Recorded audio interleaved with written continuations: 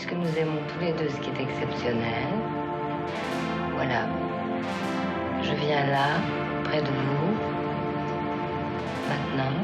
Bonjour à toutes et à tous, bienvenue dans cette 5e édition de La main dans le sac, le podcast qui vous fait découvrir les collections du style moderne de la Bibliothèque municipale de Lyon. Pour ce nouvel épisode, nous sommes ravis d'accueillir Laurence Papouchian, photographe. Vous êtes diplômée de l'École des Beaux-Arts de Grenoble et vous êtes photographe depuis 1996. C'est ça. Vous êtes spécialisée dans le portrait et le reportage, vous travaillez pour des entreprises et des particuliers. Vous travaillez sur numérique, mais vous pratiquez également le collodion humide, une technique photographique du 19e siècle.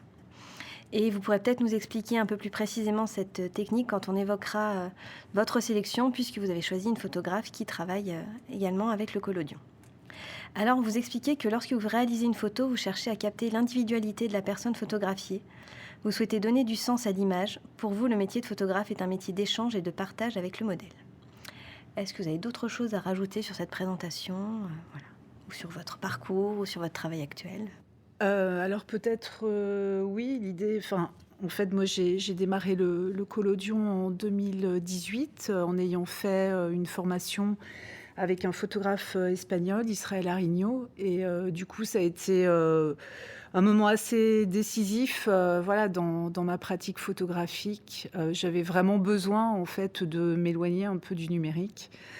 Qui en fait m'obligeait à être en permanence devant mon écran. J'avais besoin de retrouver une pratique plus artisanale et très certainement aussi une pratique qui est faite de lenteur, de rigueur, d'humilité aussi. Je dis toujours que c'est une technique qui nous rend très humbles parce qu'elle est relativement compliquée, qu'on ne maîtrise pas tout et justement c'est très éloigné du numérique où on n'a jamais aucune surprise en photographie numérique. On a nos images immédiatement. On peut les corriger, les modifier, etc. Le collodion, c'est un petit peu tout l'inverse. Et on prend du temps pour faire une photographie. Moi, je demande à peu près 1 heure à mes clients pour réaliser leur portrait. Donc c'est vraiment effectivement à l'opposé du numérique. Ou sur une séance numérique, je vais peut-être faire 80 photos en 1 heure. Voilà. Pour le podcast, vous avez choisi 3 documents. Donc, nous avons L'amant de Lady Chatterley de David Herbert Lawrence, publié en 1928. Ensuite, vous avez choisi Famille immédiate de la photographe Sally Mann. Et enfin, un coffret de DVD avec 5 chefs-d'œuvre de John Cassavetes. Alors, pourquoi avoir choisi ces documents ? Pourquoi ils vous touchent ? En quoi ils sont en lien avec votre travail ? Alors déjà, Sally Mann, effectivement, est clairement en lien avec mon travail, puisque c'est une photographe qui travaille le collodion humide, alors pas que, notamment Famille immédiate. Donc ce livre choisi dans le silo, en fait, représente plutôt un travail qu'elle a pu faire à la chambre. Donc là, il n'est pas question de collodion humide, mais en tous les cas, sur la partie en fait collodion, c'est vrai que c'est une photographe qui est très intéressante. Moi, je l'ai découvert au moment où je commençais à m'intéresser à cette technique-là, avant même que je la pratique moi-même. En tous les cas, ce qu'elle travaille beaucoup dans cette technique-là, ce sont tous les accidents que l'on peut avoir dans cette technique-là et dans les résultats obtenus, puisqu'effectivement, c'est une photographie qui est toujours le fruit de combinaisons chimiques. La photographie que l'on obtient peut être aussi dépendante de facteurs extérieurs, en l'occurrence la température, l'hygrométrie, etc. Et effectivement, elle est vraiment en recherche en fait, d'une image faite d'accidents. Toujours est-il que là, le livre de Sally Mann, Famille immédiate, comme je le disais, effectivement, correspond plutôt au travail qu'elle fait en argentique et à la chambre, où en fait, toutes les photos représentent son environnement le plus proche. Donc c'est une photographe qui vit dans le sud des États-Unis, qui a toujours vécu là-bas et elle vit dans une grande maison au milieu de la nature Et du coup, en fait, son sujet, de manière générale, mais essentiellement aussi dans ce livre-là, c'est le territoire et c'est ses enfants, donc oui, sa famille, donc où le livre, en fait, est une succession d'images de ses enfants, donc dans cet environnement, du sud des États-Unis.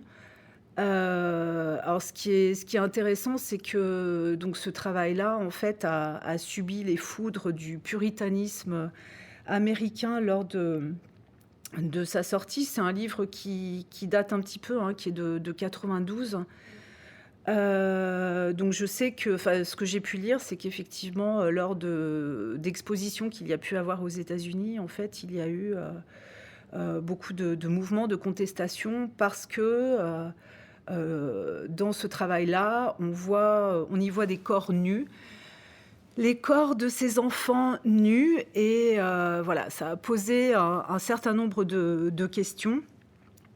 Toujours est-il que, bon, moi je trouve que c'est des images qui ont une force absolument incroyable. Ça pourrait être simplement, effectivement, voilà, des enfants en pleine nature et rien d'autre, mais c'est bien plus que ça. En fait, Salimane parle de cette recherche qu'elle fait d'avoir une dualité, en fait, dans ces images où, au travers d'une belle photographie, au travers de la recherche de la beauté, par la beauté de la lumière, la beauté de ses enfants, la beauté de la nature, etc., ben, on peut y voir autre chose. Et en l'occurrence, on peut y voir des cendres. Donc, dans le livre Famille immédiate, elle parle de ça.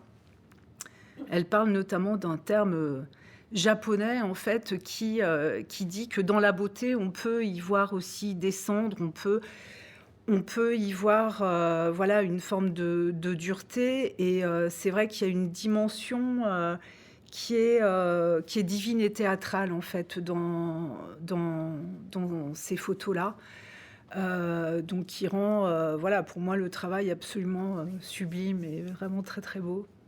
Moi, je me souviens que ce document, quand il est rentré dans le silo, je l'avais feuilleté et ne connaissant pas l'artiste, etc., certaines photos, effectivement, elles questionnent, elles peuvent être un petit peu dérangeantes. Et là, du coup, quand vous l'avez choisi dans la présentation, enfin pour la sélection, j'ai cherché justement sur cet artiste et du coup, j'ai découvert un peu justement cette histoire sur les mouvements qu'il y avait pu y avoir de rejet de ces images qui pour certains, présenter une sexualisation des enfants qui, au final, n'est pas du tout le message que elle non, absolument pas. Elle présente, en fait. Et c'était très intéressant de voir un peu, effectivement, entre l'image telle qu'on peut la recevoir et le regard du photographe derrière qui, parfois, n'ont pas du tout... n'ont aucun lien entre eux, en fait. Oui, bien sûr. Après, moi, je trouve ça très étonnant, effectivement, que ce travail-là, donc de 92, ait reçu un accueil négatif, en fait. Enfin, voilà, après, toujours lié, effectivement, au puritanisme américain, mais pour autant, c'est quand même le travail de l'artiste que de faire autre chose et de transcender, en fait, ce qu'il peut simplement montrer. Enfin, je veux dire, on n'est pas que sur des corps nus d'enfants. Enfin, ça va bien au-delà. Après, je sais évidemment ce qui lui a été reproché aussi, comme à d'autres artistes, c'est le fait peut-être, ça questionne l'utilisation, en fait, de ces enfants, voilà, dans le cadre de son travail artistique. Pour autant, voilà, pour moi, c'est un sujet comme un autre. Enfin, et puis, du coup, effectivement, on est dans l'espace intime, son espace intime, mais en tous les cas, on amène forcément une vision très universelle aussi des choses. Par le travail artistique, en l'occurrence par son travail artistique. Après, au-delà du corps, c'est aussi tout un travail qui est fait sur le territoire, sur son territoire, et notamment il y a 2 ou 3 ans, il y a eu, une très belle, exposition de Slimane au Jeu de Paume à Paris, qui permettait d'avoir, enfin, voilà, de découvrir son travail d'une manière un petit peu plus large. Donc effectivement, moi, le collodion humide, au tout départ, j'ai découvert cette technique-là en 2013 au travers du travail d'un photographe américain. Alors, il faut savoir qu'effectivement, c'est une technique qui est bien plus pratiquée aux États-Unis, bien plus qu'en Europe, et ce depuis toujours. Donc ce photographe américain, c'était Ed Ross. Puis ensuite, j'ai découvert Slimane, et ensuite une photographe française, Isa Marcelli. Donc en fait, c'est une technique effectivement qui date de 1851, qui est à l'initiative de 2 photographes. Donc un photographe français, Gustave Legray, qui est le photographe qui a réalisé un des beaux portraits de Baudelaire, qui est un portrait assez connu, et Frédéric Scott Archer, qui était un Anglais. En fait, le collodion, au départ, la découverte a été sur le champ militaire. Le collodion, c'est du coton, et dans le domaine militaire, il était utilisé en tant que coton-poudre et en tant qu'explosif.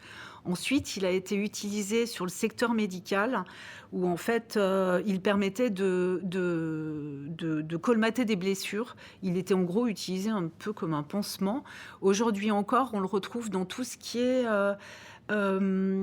trucage, effets spéciaux, notamment fausses cicatrices, etc. Voilà. Et donc la technique, effectivement, 1851, mais qui a disparu 30 ans plus tard, en 1880, au profit de la gélatine. On découvre la gélatine, et donc le collodion est remplacé par le gélatino-bromure d'argent. Aux États-Unis, il y a eu quand même voilà, des photographes qui ont, de manière sans doute marginale, mais toujours entretenu et travaillé cette technique-là, alors qu'en Europe, elle a complètement disparu. Et je sais que en Europe, en tous les cas en France, il y a 20 ou 30 ans, notamment quelqu'un comme Isa Marcelli, qui a été une des premières à travailler et à retourner à cette technique ancienne. Donc, s'est rapproché de photographes américains pour voilà, avoir les formules, etc. Parce qu'effectivement, il est question de formules, il est question de chimie, de recettes. Voilà, moi, j'ai mon petit laboratoire qui me permet de fabriquer mon collodion, mon révélateur, fixateur et nitrate d'argent. Voilà, il y a tout un processus chimique qui rentre en ligne de compte. Et donc, il s'agit de photographie à la chambre. Donc, voilà, ce qui est absolument génial, c'est effectivement comme je le disais tout à l'heure, de retrouver un processus très artisanal et qui est vraiment dans la lenteur. Il faut savoir que lorsque l'on photographie à la chambre, on a une vision inversée du monde. Et symboliquement, je trouve que c'est intéressant, voilà, effectivement, de photographier voilà, une image qui est toujours inversée. Et voilà, c'est pour moi aussi, j'ai souvent la sensation, en fait, de me rapprocher quelque part du travail du peintre, en fait, en photographiant au collodion. Autant dans la manière de faire, voilà, du fait que sur 1 heure, je vais avoir comme objectif une photo, un bon portrait, bien évidemment. En plus, en ayant sur mon verre dépoli une image inversée, bon voilà, je suis attentive aux moindres détails, enfin voilà, et on prend le temps. Et le sujet est obligé aussi d'être dans une posture de lenteur, puisque je vais lui demander de tenir une immobilité parfaite pendant une dizaine de secondes. Lorsqu'on est en studio, c'est effectivement ce qui se joue. Donc voilà, ça permet effectivement d'être dans un rapport au temps. On questionne en tous les cas notre rapport au temps, je trouve, au travers de cette technique-là. Et je suis convaincue que vis-à-vis de cette contrainte qui nous est imposée, on a forcément un portrait très singulier, très particulier, qui serait bien différent d'un portrait qui aurait pu être fait avec un réflexe numérique, où je sais pas, une photographie qui est faite au 250e de seconde, c'est un instantané. Là, non, c'est effectivement tenir un regard, tenir une posture, pendant 10 secondes. Et pour moi, ça veut dire pas mal de choses et je trouve que les résultats vont avec, en fait. Et bien souvent, ce qui est très étonnant, c'est que lorsque mes clients sont avec moi dans le laboratoire, c'est-à-dire qu'ils vont découvrir le portrait qui va apparaître effectivement sous leurs yeux, bien souvent, ils sont très perturbés de tout ce que ça ramène, en fait, de leur propre histoire. C'est toujours très fort, vraiment. D'accord. Du coup, ouais, les gens qui sont donc les modèles restent avec vous jusqu'à... Exactement, c'est-à-dire qu'ils sont avec moi dans le laboratoire sur le moment de la préparation de la plaque, parce qu'on a une première étape qui va consister à préparer la plaque. Donc je pars d'une plaque d'aluminium ou d'une plaque de verre sur laquelle je vais couler le collodion. Puis ensuite la plaque est plongée dans un bain de nitrate d'argent et alors elle est sensibilisée. Donc une fois sensible, on la glisse dans un châssis. Le châssis vient au dos de la chambre et ainsi la plaque peut être exposée. Ensuite on repart dans le laboratoire pour la développer. Donc sous le coup du révélateur, elle apparaît d'abord dans un premier temps en négatif, puis on a une inversion sous le coup du fixateur où là, vraiment l'inversion se fait sous nos yeux et l'image devient positive. Et là, il y a l'effet waouh, comme on dit. Ouais. Mais vraiment. On n'a plus forcément, effectivement, avec des techniques Oui, modernes, c'est où sûr. on voit tout de suite. C'est sûr. Ouais, d'avoir un petit côté un peu magique. Exactement. Et ce rapport au corps, justement, que vous avez dans votre pratique, le document, du coup, avec les films de John Cassavetes, où il y a aussi ce rapport au corps qui est un peu différent de ce qui se faisait à l'époque. Oui, exactement. On pourrait dire que le corps chez Cassavetes, c'est vraiment le corps libéré. Donc moi, j'ai découvert ce réalisateur grâce à Gérard Depardieu, qui en 89 rachetait les droits, en fait, de ce cinéaste indépendant américain que personne connaissait, je crois. Enfin, en tous les cas, le grand public ne le connaissait pas en 89. Et du coup, ça nous a donné effectivement la possibilité de découvrir toute sa filmographie en salle. Donc pour moi, ça a été vraiment un choc que de découvrir ce cinéma-là, puisque effectivement, c'est un cinéma où tout déborde en fait, où il y a quelque chose de très excessif dans la vie, dans les rapports humains, dans les excès de joie, de dépression, dans les liens d'amitié, les liens d'amour. Et donc, ce qui est sûr, c'est que quand effectivement vous m'avez demandé de choisir voilà, des œuvres dans le silo, il était évident que j'allais me diriger vers ce cinéaste. Donc en fait, ce que j'ai choisi, c'est un coffret donc, de 5 films. Donc je vais peut-être pas parler de tous les films. En tous les cas, c'est difficile d'en choisir un, enfin voilà, parmi tout ce qu'il a pu faire, parce que évidemment toute son œuvre se complète à merveille, même s'il y a peut-être 2 ou 3 films que j'aime moins, en tous les cas, que ce soit Shadows, Faces, Une femme sous influence ou Opening Night, ce sont des films que j'ai vus et revus et que je revois encore avec toujours le même plaisir. Et après, c'est toujours l'histoire lorsqu'on découvre un artiste jeune, c'est comment on évolue avec lui aussi, comment, voilà, au fur et à mesure de nos vies personnelles, on va pouvoir y trouver des choses différentes. Par exemple, j'ai revu, je crois, l'année dernière, Une femme sous influence, donc, qui est un grand film sur la dépression, et entre autres sur la dépression féminine. Moi, ce qui m'a toujours étonnée chez Cassavetes, c'est, comment dire, face aux souffrances féminines, et face aux crises féminines, face aux femmes en tous les cas. Combien de fois je me suis posé la question en me disant mais comment un homme voilà, a pu être aussi fin dans sa manière de parler des femmes.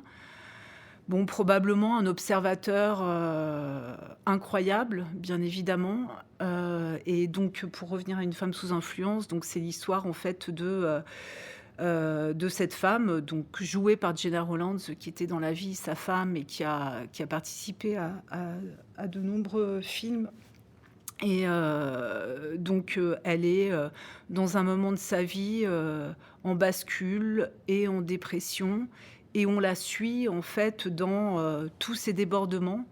Et effectivement, la dernière fois que je l'ai vu, je me suis rendu compte à quel point aussi c'était, il avait porté un regard aussi sur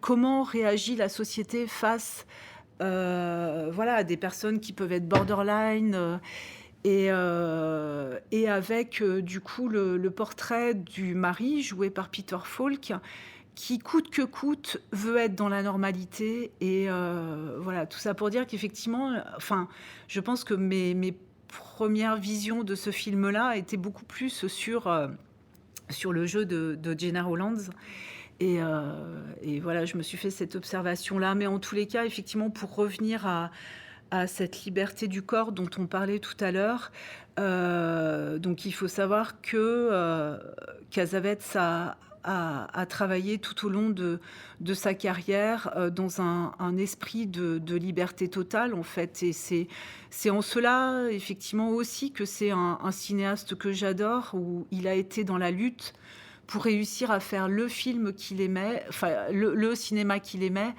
en dehors des codes hollywoodiens. Il appartenait quand même au cinéma hollywoodien en tant qu'acteur notamment, mais en tous les cas, il avait cette volonté de faire des films sans aucun diktat.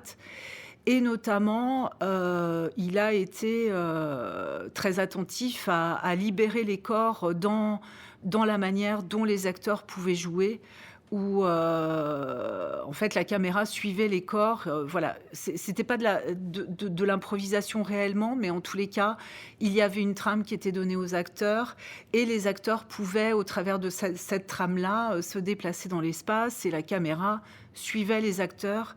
Et ce qui est certain aussi, c'est que le corps en dit long, en fait, dans le cinéma de Cassavetes. Le corps est hyper parlant, que ça soit par, je sais pas, un clignement de paupières, un mouvement d'épaule, ou en fait, l'histoire se déroule au travers du corps aussi dans son cinéma, et voilà. Donc, dans ce coffret-là, il y a aussi Shadows. Alors, si je ne me trompe pas, je crois que c'est le premier film de Cassavetes. Et il est intéressant, ce film-là, parce que donc c'est vraiment un film de jeunesse. Je crois qu'il a été tourné, si je me trompe pas, en 61. Et en fait, Cassavetes avait fait un appel sur une radio new-yorkaise pour récolter des fonds pour financer ce film. Et du coup, effectivement, de nombreux auditeurs ont pu contribuer de cette manière-là à la réalisation de Shadows, qui là aussi, hein, est un film dans le mouvement, dans les excès, et qui est un film qui traite d'un sujet bien particulier, qui est la discrimination raciale aux États-Unis, puisque brièvement l'histoire, c'est une jeune fille noire qui a une peau particulièrement claire, tombe amoureuse d'un jeune Américain blanc.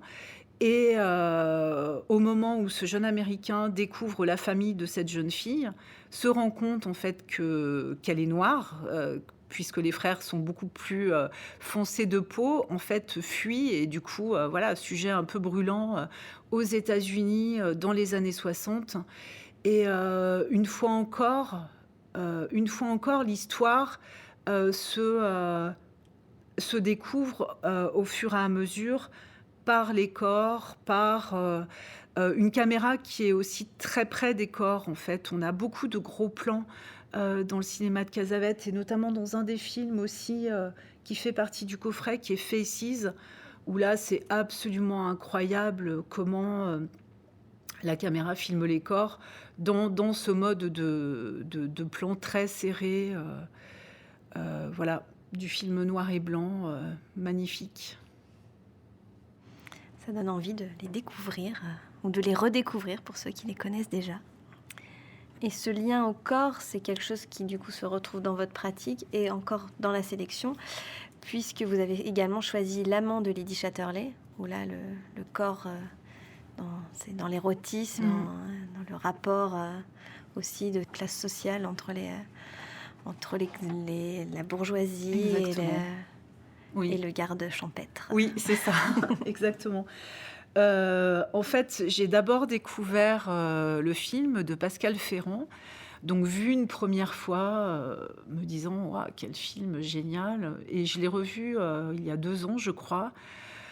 Donc effectivement, j'invite vraiment tout le monde à voir ce film magnifique où très vite je me suis dit mais en fait c'est certes un récit érotique, mais il y a une dimension politique énorme dans cette œuvre-là. Et donc c'est seulement à la deuxième vision que je me suis dit mais et si je lisais le livre donc de David Herbert Laurence, et donc voilà, pour moi c'est un des livres phares voilà, que j'ai pu lire, qui est absolument de toute beauté, tant par l'écriture, mais aussi, ce qui est très intéressant, c'est l'histoire en fait de ce livre.